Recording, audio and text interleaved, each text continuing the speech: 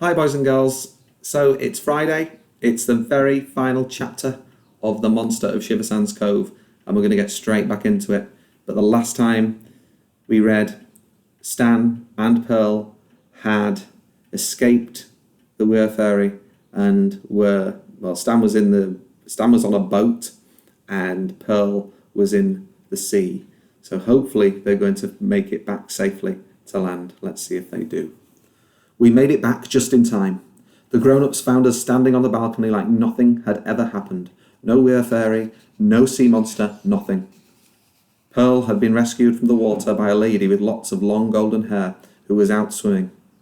"I was lucky she was so far out," said Pearl. "She pulled me to shore, then just waved and swam off again." "Busy doing some last-minute training for the triathlon, I expect," I said. "Dad told me about the triathlon. It's a big one in White Sands, next week. A race in 3 parts, swimming, then cycling, then running." "Probably," said Pearl. She was a very strong swimmer.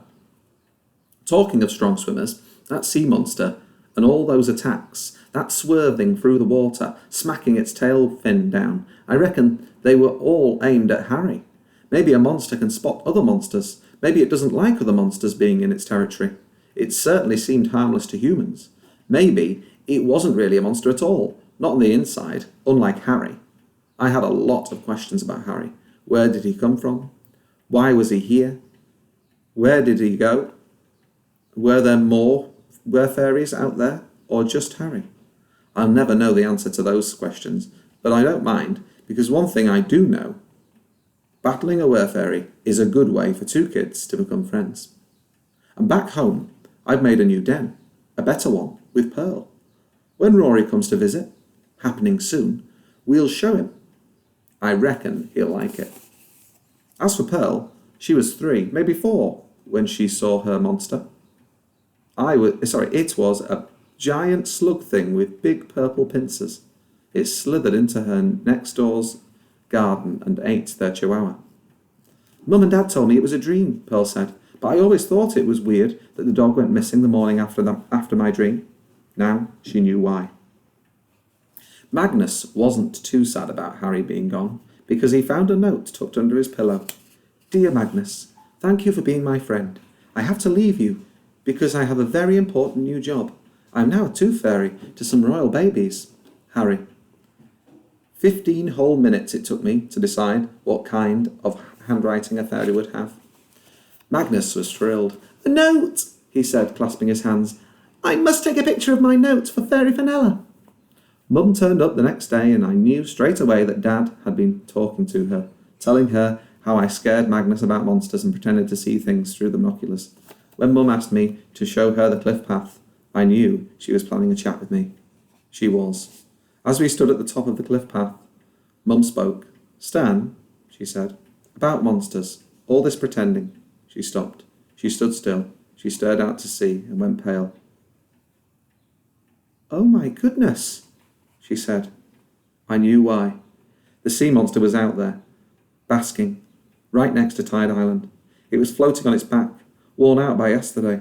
It had stretched itself out on the surface, frills flopping all around its head. I could see it, clear, and I realised, so could Mum. She blinked and shook her head. We walked on, and the chat was over. Magnus and Claudia never spotted the sea monster, but they did spot something else. I was building a theme park for gorillas in the sand with Pearl when I heard thudding behind me. I turned and saw Claudia and Magnus thudding across the sand. "Princess Splishy Splashy!" bellowed Claudia, pointing. Look! She's back!" So we looked, and there she was, sitting out on the rocks of Tide Island and combing her long golden hair. A mermaid, who gave us all a friendly wave. Pearl took one look, and her jaw dropped. "Hair?" she said. "It was her! She was the swimmer! She was the one who rescued me!" Just then, Mum came out of Shiversands cottage. "Lunch is ready," she said. She stopped and gaped at the rocks of Tide Island, at Princess Splishy Splashy sitting there waving. She rubbed her eyes and went back inside. Poor Mum. Maybe I'll explain to her one day. Explain that the dream she had, the one that seemed so real to her when she was so small, was real. maybe I'll explain that she's got magic eyes. Or maybe not. I doubt she'd believe me anyway. As for magic eyes, it doesn't seem to matter what you see first. A fairy, a monster, a mermaid. Once you've seen one magical creature, you can see them all. So I'm keeping my eyes peeled. Maybe there are goblins on our planet. Real ones. You never know. Wow. Well, that was the end of that. That was a great holiday tale.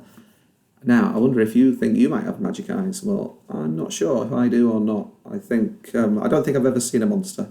I'm not sure I'd want to.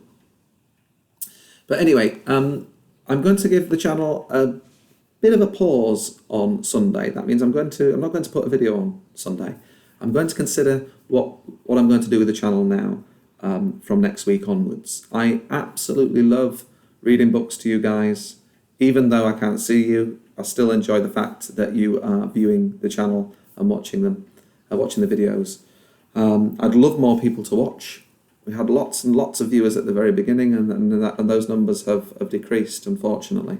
But, as I've always said, if only one person watches my videos, then that does make me feel rather happy and quite pleased, because I love sharing stories. So I'm going to continue to share stories in some way or other. But this Sunday, I'm going to have a little break, just so I can then consider what I'm going to do after that. But I won't say any more about it just now, because I need to really think about it. But I am going to continue to share stories. So if you have enjoyed these and you look forward to the videos, then please be assured. That means please don't worry.